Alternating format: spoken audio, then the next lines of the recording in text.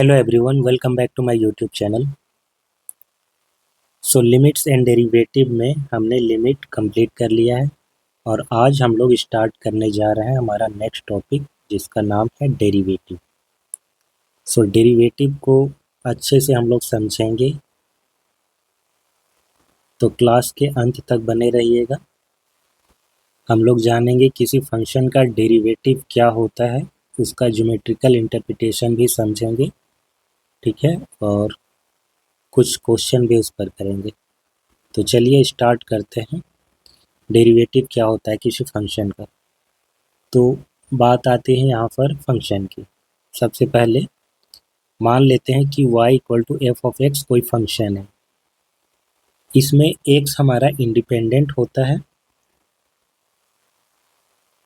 Independent variable, और y होता है dependent.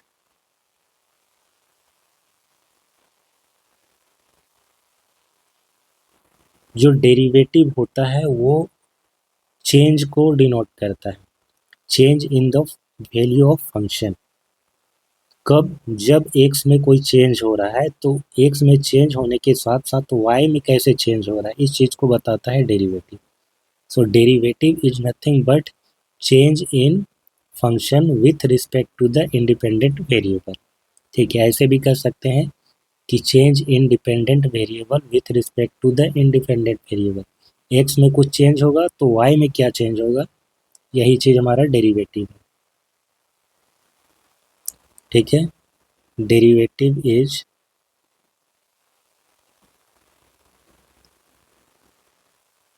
change in dependent variable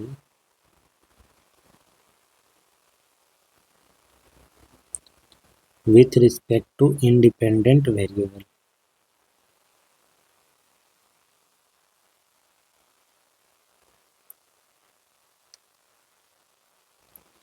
इस चीज़ को और अच्छे से समझने के लिए, थोड़ी क्लैरिटी लाने के लिए हम चलते हैं मोशन वाला एग्जांपल देखते हैं। फिजिक्स में आपने पढ़ा होगा कि अगर कोई ऑब्जेक्ट मूव कर रहा है, ठीक है, इसका जो मोशन का इक्वेशन होगा वो होगा टाइम डिपेंडेंट। ठीक है, कोई ऑब्जेक्ट मूव कर रहा है, इनिशियली ये यहाँ पर है, थोड़ी देर बाद ये यहाँ पर आ जाएगा, तो इसके मोशन को हम s equal to f of t ऐसे लिख रहे हैं। मतलब फंक्शन ऑफ टी है, टाइम डिपेंडेंट है, क्योंकि जैसे जैसे टाइम बढ़ रहा है उसका पोजीशन भी चेंज हो रहा है। वो मूव कर रहा है, पहले यहाँ पर था, थोड़ी देर में यहाँ पर होगा, कुछ और देर में यहाँ पर होगा, तो इसीलिए उसका जो मोशन है वो टाइम डिपेंडेंट है। यानी कि जो डिस्प्लेसमेंट या डिस्टेंस बोलेंगे, डिस्टेंस कब बोलते हैं, जब उसमें डायरेक्शन मैटर नहीं करता, और डिस्प्लेसमेंट यानी कि वो वेक्टर क्वांटिटी है, उसमें डायरेक्शन होता है। ठीक है, दोनों ही केस में वो टाइम डिपेंडेंट है, तो फंक्शन ऑफ टी के रूप में हम उसको लिख सकते हैं। तो मान लेते हैं कि कोई इक्वेशन ऑफ मोशन है, equation of motion of an object is s equal to है फंक्शन ऑफ टी। तो यहाँ पर टी हमारा इंडिपेंडेंट है और एस हमारा डिपेंडेंट। तो जब भी टाइम में चेंज हो रहा है, मान लीजिए वो मूव कर रहा है, अभी स्टार्ट किया है, ठीक है, अभी जब स्टार्ट करेगा तो हमारा टी इक्वल टू 0 होगा। टी इक्वल टू 3 सेकेंड पर वो कहीं और पर होगा, यानी उसके पोजीशन में चेंज हुआ। अब जहाँ से हम मेजर करना स्टार्ट करेंगे, मान लीजिए कि ओरिजिन जो है या 0 से स्टार्ट हो रहा है, तो 0 से मेजर करेंगे, 3 सेकेंड में वो कुछ डिस्टेंस पे जाएगा। ठीक है, ये हमने बस नोटेशन यूज किया है एफ ऑफ टी। अगर प्रिसाइजली कोई एग्जांपल लेना चाहें तो हम ऐसे लिख सकते हैं S equal to 2t square ऐसे करके। ठीक है, तो मान लीजिए t इक्वल टू 0 है, उस टाइम इसका डिस्प्लेसमेंट कितना होगा, 2 टाइम्स 0 का स्क्वायर, यानी कि 0 पर। अभी वो स्टार्ट ही नहीं किया है जब t इक्वल टू 0 है। टी इक्वल टू जब 1 होगा तो एस इक्वल टू 2 1 का स्क्वायर, तो ये हो जाएगा 2। फिर टी इक्वल टू 2 देंगे तो एस इक्वल टू 2 2 का स्क्वायर, ये 8 हो जाएगा। 0 सेकेंड पर वो 0 ही पर है, 1 सेकेंड पर वो 2 यूनिट का डिस्टेंस या डिस्प्लेसमेंट तय कर चुका है। टी इक्वल टू 2 सेकेंड पर वो 8 यूनिट का डिस्प्लेसमेंट तय कर चुका है। तो इस तरीके से जो डिस्प्लेसमेंट है वो टाइम डिपेंडेंट है, जैसे टाइम चेंज हो रहा है वैसे डिस्प्लेसमेंट चेंज हो रहा है। अब इसका अगर हमको निकालना होगा derivative, change in displacement with respect to time, तो इस चीज़ को क्या बोलते हैं फिजिक्स में, change in displacement with respect to time. इसी चीज़ को हम यहाँ पर वेलोसिटी बोलते हैं या स्पीड बोलते हैं। अगर डिस्प्लेसमेंट है तो change in displacement with respect to time ये कहलाता है वेलोसिटी, और अगर डिस्टेंस है तो change in distance with respect to time ये कहलाता है स्पीड। तो change in velocity with respect to time, इसको क्या बोलेंगे, चेंज इन डिस्प्लेसमेंट ना, change in displacement with respect to time is called velocity। तो यहाँ पर जो चेंज हो रहा है डिस्प्लेसमेंट में विथ रिस्पेक्ट टू टाइम वही डेरिवेटिव है इस फंक्शन का। तो जो डिस्प्लेसमेंट है हमारा, जो टाइम का फंक्शन है, इसका जो डेरिवेटिव आता है वो रिप्रेजेंट करता है वेलोसिटी को, और अगर डिस्टेंस होता तो उसका डेरिवेटिव क्या रिप्रेजेंट करता, स्पीड को। समझिए, तो ये मतलब है डेरिवेटिव का, डेरिवेटिव दिखाता है चेंज को। अब हम समझेंगे इसका ज्योमेट्रिकल इंटरप्रिटेशन क्या होता है। Geometrical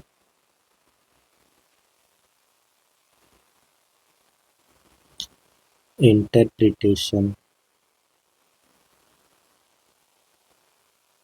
of derivative. सो हमने बात किया कि डेरिवेटिव होता है change in dependent variable with respect to independent variable. अब आप याद कीजिए जब हम लोग स्ट्रेट लाइन पढ़ रहे थे, सो उसमें स्ट्रेट लाइन का जो इक्वेशन होता है, आपने ये पढ़ा होगा कि a x plus b y equal to c होता है। ये एक स्ट्रेट लाइन का इक्वेशन है। हम चाहे तो इसको एज ए फंक्शन लिख सकते हैं, b y equal to c minus a x ऐसे लिख सकते हैं, y equal to c upon b और माइनस ऑफ ए एक्स लिख सकते हैं। ठीक है, एक दूसरा भी इक्वेशन था स्लोप इंटरसेप्ट फॉर्म वाला, क्लास 11th में आपने पढ़ा होगा, y equal to m x plus c, ऐसा भी था। तो यहाँ पर y क्या है, हमने y को रिप्रेजेंट किया x के रूप में, तो यही हमारा फंक्शन है, फंक्शन ऑफ x। y को ही तो हम लोग f ऑफ x बोलते हैं ना, x का अलग अलग वैल्यू आप रखते हो और फिर आपको y का वैल्यू मिलता है। तो ये क्या है, लीनियर फंक्शन है। अब यहाँ पर जो चेंज होता था, change in y with respect to x, वो चीज़ क्या था, इसको आप रिकॉल कीजिए। आपको याद आएगा कि आपने ऐसा कुछ पढ़ा था जिसे आप बोलते थे स्लोप। स्लोप था वो चीज़,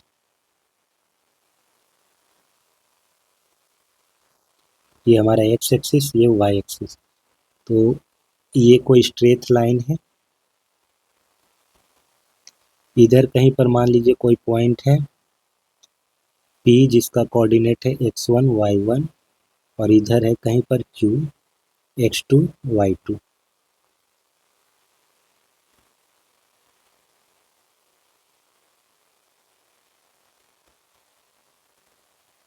ठीक है, ये एंगल हमारा थीटा, ये थीटा। तो अगर ये x1 है, ये x1 y1 इसका कोऑर्डिनेट है, तो यहाँ से लेकर यहाँ तक x1, ये x2 y2 है, दैट मीन्स यहाँ से लेकर यहाँ तक x2, ये x2 ये x1, तो ये चीज़ क्या हो जाएगा, x2 माइनस x1। और अगर ये x2 माइनस x1 है तो ये भी x2 माइनस x1 होगा। सो x2 minus x1 x2 minus x1। Now ये x1 y1 कोऑर्डिनेट है तो ये हाइट हो जाएगा y1, ये x2 y2 कोऑर्डिनेट है तो ये हो जाएगा y2। ठीक है, यहाँ से लेकर के यहाँ तक ये y2 हाइट हो गया, ये y1 है तो ये भी y1 होगा, यहाँ तक y1। तो ये वाला कितना हो जाएगा डिफरेंस, y2 माइनस y1 होगा, y2 माइनस y1 यहाँ तक। ठीक है, सो x2 माइनस x1 और ये रहा y2 माइनस y1। हमारा स्लोप क्या था, स्लोप इक्वल टू होता है टेन थीटा। जो ये जो एंगल बनाता है ना positive direction of x axis के साथ, तो उसी का टेंजेंट फंक्शन हमारा होता है स्लोप, y इक्वल m equal to tan theta, ये बोलते हैं हम लोग, इसी को बोलते हैं स्लोप। और ये इक्वल होता है हमारा किसके, y2 minus y1 upon x2 minus x1 के, इसी को हम लोग स्लोप बोलते हैं। तो slope equal to tan theta और ये होता है y2 minus y1 upon x2 minus x1। अब ये y2 माइनस y1 क्या है, चेंज इन y कोऑर्डिनेट या चेंज इन डिपेंडेंट वेरिएबल, इसी को हम डेल्टा y भी लिखते हैं और डेल्टा x लिखते हैं विथ रिस्पेक्ट टू x। तो x में जब चेंज हुआ तो y में कितना चेंज होता है, इसी चीज को हम यहाँ पर स्लोप बोलते हैं और सेम चीज हमारा डेरिवेटिव है। ठीक है, तो ये जो लीनियर फंक्शन है ये किसी चीज को रिप्रेजेंट कर रहा होगा, हो सकता है लीनियर मोशन को रिप्रेजेंट करे, क्योंकि मैथमेटिक्स में हम लोग जनरलाइज करके पढ़ते हैं, एक्स और वाई यहाँ पर एज ए वेरिएबल है, वो किसी भी चीज को रिप्रेजेंट कर सकते हैं, हम लोगों ने तो जनरलाइज कर दिया है। तो यहाँ पर स्लोप हमारा ये है और वही हमारा डेरिवेटिव है। तो डेरिवेटिव क्या रिप्रेजेंट कर रहा है, स्लोप को रिप्रेजेंट कर रहा है। इस चीज को हमेशा याद रखेंगे, ध्यान में रखेंगे। और यहाँ पर डेल्टा क्या रिप्रेजेंट करता है, डेल्टा चेंज, ये चेंज को रिप्रेजेंट कर रहा है। अब ये तो है हमारा स्ट्रेट लाइन। अब जानते हैं कि स्ट्रेट लाइन है तो इसका स्लोप चेंज होता नहीं है, मतलब कांस्टेंट है, क्योंकि जो एंगल है वो नहीं चेंज होगा। ठीक है, आप ये दोनों पॉइंट लेकर के निकाले तो ये चीज़ हमारा आया।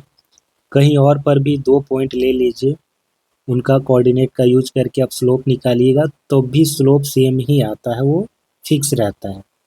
प्रॉब्लम आती है जब हमारा फंक्शन जो होता है वो लीनियर ना हो, वो क्वाड्रेटिक हो, क्यूबिक हो या फिर कोई दूसरा हो पॉलिनोमियल, उस केस में, या ट्राइग्नोमेट्रिक फंक्शन हो सकता है, उस केस में उसका जो ग्राफ होता है वो स्ट्रेट लाइन नहीं होता है, वो कोई कर्व बनता है।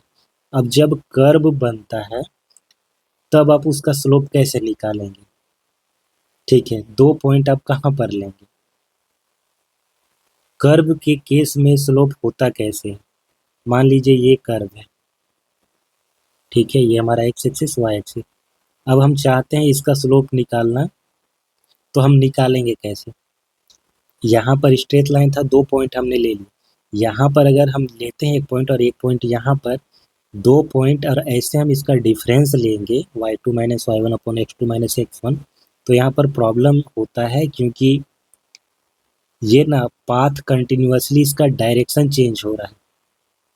प्रॉब्लम यहाँ पर डायरेक्शन से हो जाता है, क्योंकि ये स्ट्रेट लाइन इसका डायरेक्शन फिक्स है, ये ऐसे ही जा रहा है। अगर एक दूसरी लाइन ऐसे हो जिसका डायरेक्शन सेम हो तो उसका भी स्लोप सेम होता है। यही कारण है कि दो पैरेलल लाइन का स्लोप हमेशा सेम होता है because of the direction. But curve के केस में कंटिन्यूसली डायरेक्शन चेंज होता है, यहाँ पर कुछ और डायरेक्शन है, यहाँ पर कुछ और है, यहाँ पर कुछ और है, ये आगे जाकर यहाँ पर कुछ और हो जाएगा। तो इसीलिए इसका स्लोप जो होता है ना वो कंटिन्यूसली चेंज होता है। आप दो डिफरेंट पॉइंट ले करके इस वाले तरीके से स्लोप नहीं निकाल सकते। ठीक है, और इसीलिए डेरिवेटिव भी नहीं निकाल सकते उस तरीके से, क्योंकि स्लोप ही तो है डेरिवेटिव। तो यहाँ पर तरीका क्या है, कैसे निकालेंगे हम डेरिवेटिव, इस चीज़ को समझते हैं। किसी कर्व का जो स्लोप होता है किसी एक पार्टिकुलर पॉइंट पे, वो हम ऐसे निकालते हैं। मान लीजिए यहाँ पर हमको स्लोप निकालना है इसका, तो इसका स्लोप इस पॉइंट पर बताने के लिए हम इसी पॉइंट पर इसका टेंजेंट ड्रॉ करते हैं, और इस टेंजेंट का जो स्लोप होगा ना वही इस कर्व का स्लोप होगा इस पार्टिकुलर पॉइंट के लिए। अब क्योंकि स्लोप इसका चेंज होता है कंटिन्यूअसली, अगर हमको इस पॉइंट पर निकालना हो तो यहाँ पर एक टेंजेंट ड्रॉ करेंगे, तो ऑब्वियसली ये जो टेंजेंट आएगा ये दूसरा टेंजेंट होगा, और इस टेंजेंट का जो स्लोप होगा वही इस कर्व का स्लोप होगा इस पॉइंट पर। ठीक है, एक्स इक्वल टू जो भी होगा इस पॉइंट पर। तो इस तरीके से हम किसी कर्व का स्लोप निकालते हैं टेंजेंट की मदद से, और वही तरीका हम यहाँ पर अपनाएंगे डेरिवेटिव के लिए। तो चलिए सबसे पहले एक फंक्शन ले लेते हैं, let y equal to f of x be a function, कोई एक फंक्शन है। इस फंक्शन का ग्राफ खींच लेते हैं हम लोग। ठीक है, क्योंकि हम लोगों ने फंक्शन कोई एग्जाम्पल लिया नहीं है, एक आर्बिट्रेरी फंक्शन है, कुछ भी हो सकता है वो, तो उसका ग्राफ भी कैसा भी हो सकता है। तो एक रैंडम ग्राफ हम लोग लेंगे, ये हमारा एक्स एक्सिस, ये ओरिजिन और ये वाई एक्सिस। तो ग्राफ हम कुछ ऐसा ले रहे हैं।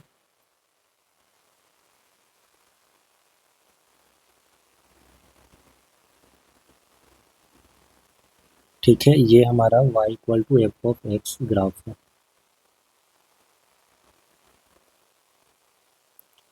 अब हम यहाँ पर दो पॉइंट लेते हैं,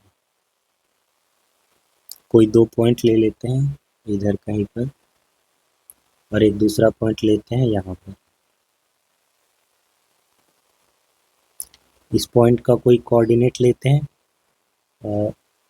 ए ले लेते हैं। ठीक है, एक्स इक्वल टू ए पर, और इस पॉइंट को हम लोग थोड़ा सा बढ़ा करके लेते हैं a plus H.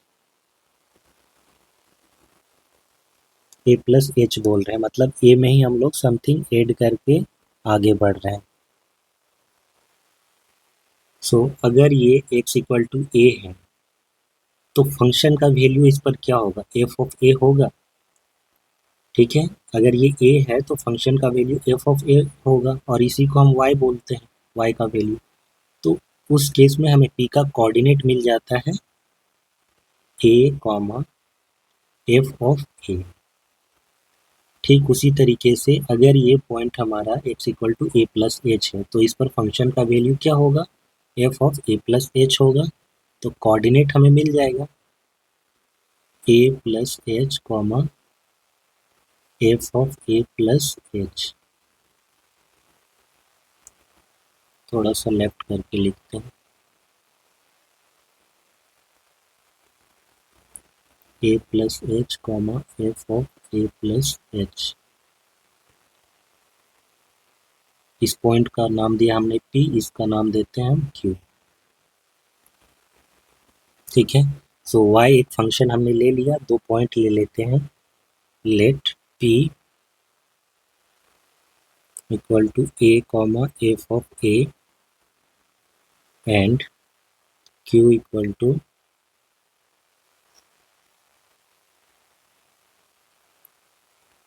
A plus h comma f of a plus H,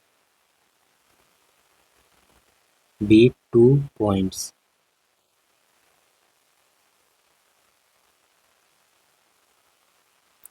close to each other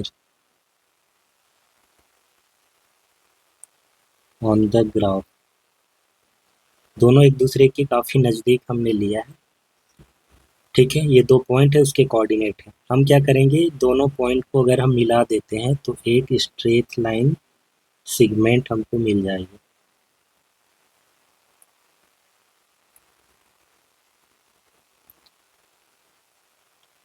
और हम क्या चाहते हैं, हम चाहते हैं इस फंक्शन का डेरिवेटिव निकालना at the point x equal to ए।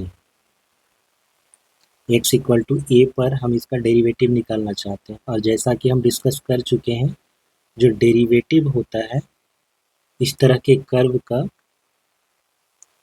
वो स्लोप को रिप्रेजेंट करता है। और अगर स्लोप को रिप्रेजेंट करता है तो हम स्लोप को कैसे निकालते हैं, with the help of tangent at that point. तो इसका x इक्वल टू ए पर डेरिवेटिव हम निकालेंगे कैसे, तो इस पॉइंट पर हम एक टेंजेंट ड्रॉ कर रहे हैं और इस टेंजेंट का हमको स्लोप निकालना है। लेकिन इस टेंजेंट का स्लोप हम कैसे निकालेंगे? ऐसे निकाल नहीं सकते ना। अगर हमको ये एंगल पता होगा तब तो हम निकाल सकते हैं, बट आपको सिर्फ फंक्शन दिया रहेगा और कहा जाएगा कि x इक्वल टू 2 पर निकालिए डेरिवेटिव, तो आप ऐसे नहीं निकाल सकते। कोई दूसरा तरीका होगा, वही तरीका हमको जानना है। तो इस टेंजेंट का हमको स्लोप चाहिए। उसके लिए हम क्या किए, दो पॉइंट ले लिए, दोनों का कोऑर्डिनेट ले लिए हम। ठीक है, a comma f of a plus h comma f of a plus h. अब इन दोनों को जब हमने ज्वाइन किया तो एक लाइन सेगमेंट मिला। अब इस लाइन सेगमेंट में दो पॉइंट हैं, एक ये है कोऑर्डिनेट, एक ये है कोऑर्डिनेट। जब दो कोऑर्डिनेट हमको एक स्ट्रेट लाइन पर मिल रहा है तो हम इसका स्लोप बता सकते हैं। तो हम सबसे पहले इसका स्लोप लिखते हैं। Slope of the line P Q, slope of the line segment PQ। तो ये क्या हो जाएगा,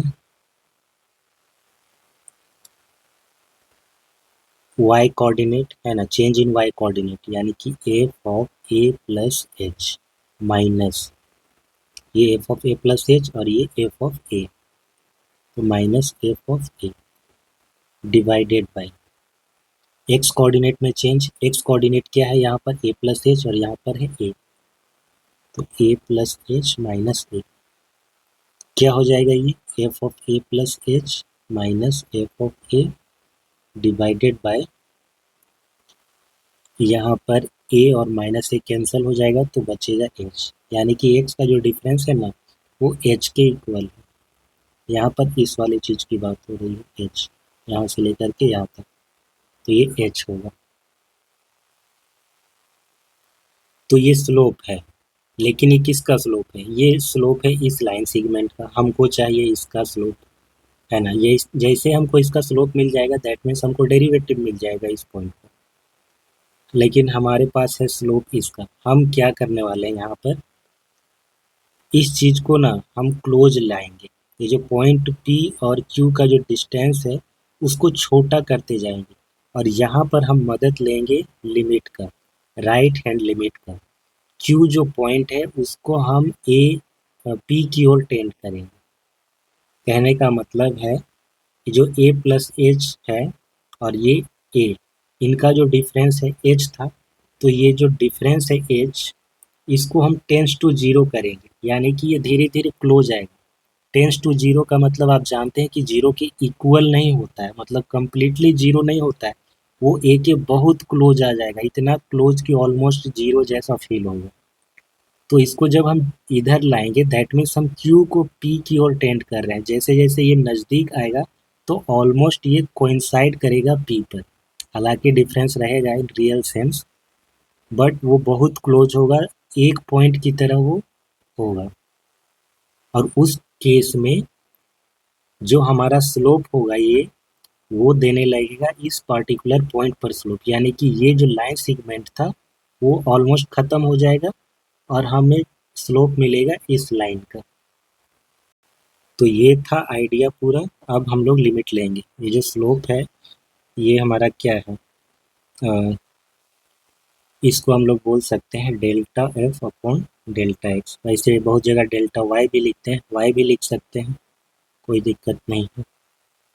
delta y upon delta x. अब हम लोग लिमिट लेंगे दोनों ही साइड। टेकिंग लिमिट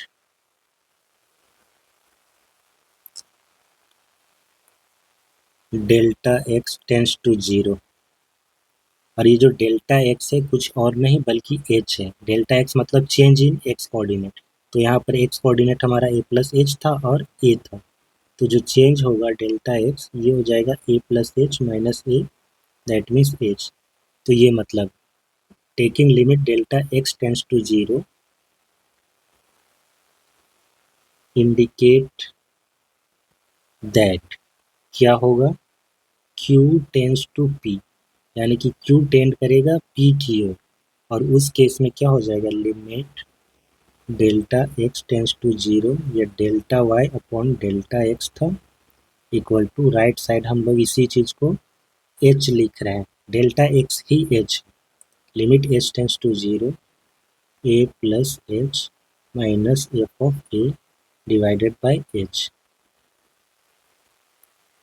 और यहाँ पर ये जो चीज़ है इसी का एक नया नोटेशन हम लोग दे देते हैं, जिसे हम लोग बोलते हैं एफ डैश एक्स, क्योंकि y हमारा एफ ऑफ एक्स है, इसी को हम लोग ऐसे डेरिवेटिव ऑफ एफ को ऐसे रिप्रेजेंट करते हैं और लिखते हैं limit h tends to zero f of a plus H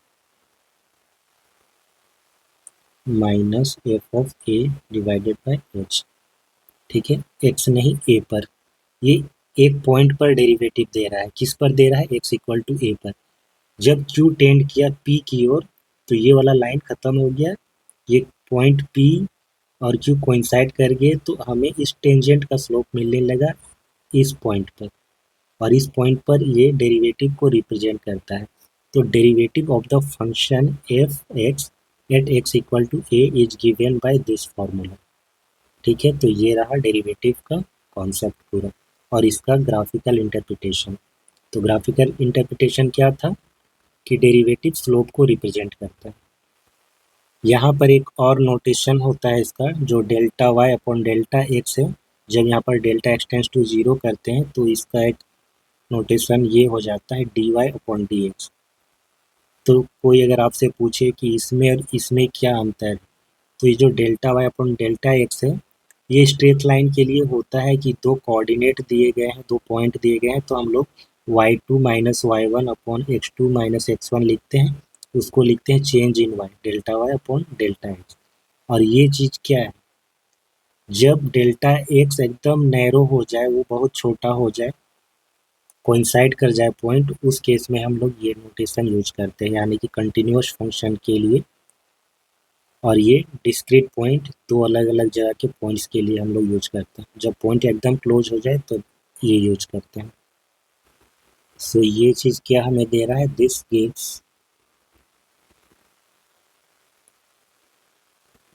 derivative of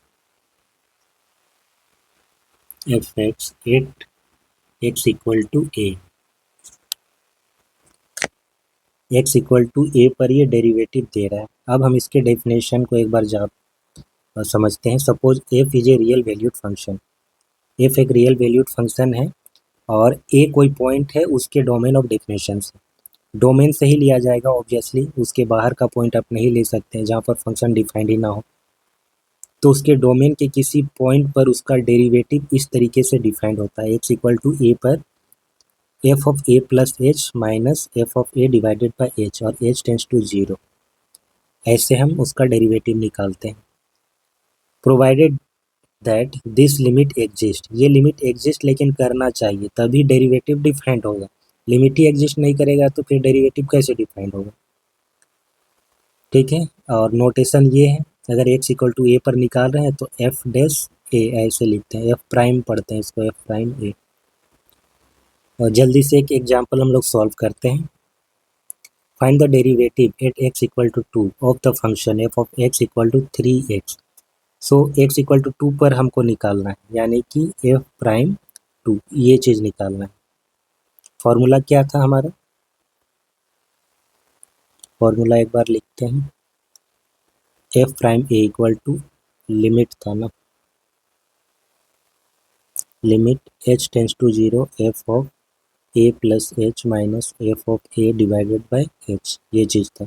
हमको निकालना है f prime two, limit h tends to zero f two plus h minus f two divided by h, limit h tends to zero f two plus h, हमारा function क्या है 3x है, तो 3 तो रहेगा, x को हम रिप्लेस कर देंगे 2 प्लस एच से।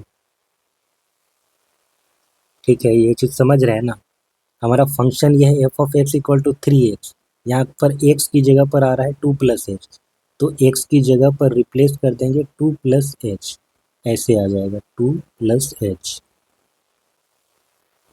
माइनस एफ ऑफ 2, तो 2 से रिप्लेस कर देंगे, डिवाइडेड बाय एच।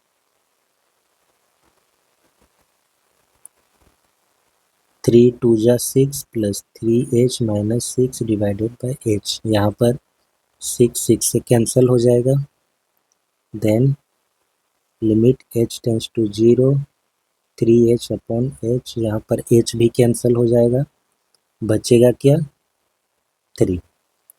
तो 3 इसका आंसर होगा, इसका डेरिवेटिव 3 आएगा। तो क्वेश्चन तो सॉल्व हो गया। अब हम इसमें थोड़ी सी और क्लैरिटी लाना चाहते हैं। जैसा कि हम लोगों ने डिस्कस किया, जो डेरिवेटिव होता है वो स्लोप को रिप्रेजेंट करता है, ठीक है। अगर स्लोप को रिप्रेजेंट करता है तो स्लोप जो हमने ट्रेडिशनल तरीका पढ़ा स्लोप निकालने का, एक बार उससे भी देख लेते हैं। हमारा फंक्शन है क्या, f of x equal to 3x, ठीक है। हमारा फंक्शन है एफ ऑफ एक्स, इसको हम y से डिनोट करते हैं 3x, तो y इक्वल टू 3x है। और ये तो एक लीनियर फंक्शन है, याद कीजिए y equal to m x plus c, slope intercept form. अगर आप इससे कंपेयर करें तो स्लोप क्या निकल कर के आता है, m इक्वल टू 3।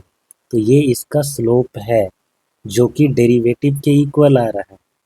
स्लोप ही तो डेरिवेटिव है, यही तो हमने अभी तक इतने देर तक डिस्कस किया। तो आई होप कि आपको अब ये चीज़ क्लियर हो गया होगा, इसमें कोई भी डाउट नहीं रहा होगा, ठीक है। ये कुछ क्वेश्चन है, इसको आप ट्राई कीजिएगा,